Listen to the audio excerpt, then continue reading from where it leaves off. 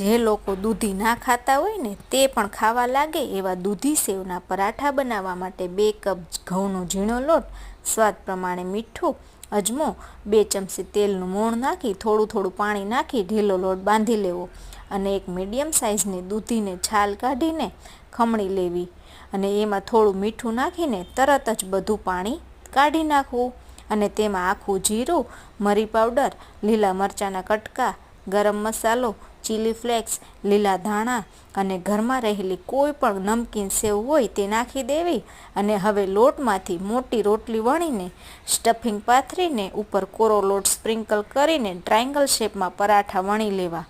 અને ગરમ તવા ઉપર ઘી, બટર કે તેલમાં બંને બાજુ શેકી લેવા તો સેવ દૂધીના પરાઠા તૈયાર છે. તો એકવાર જરૂર ટ્રાય કરજો અને સબસ્ક્રાઈબ કરી દેજો. જય સ્વામિનારાયણ.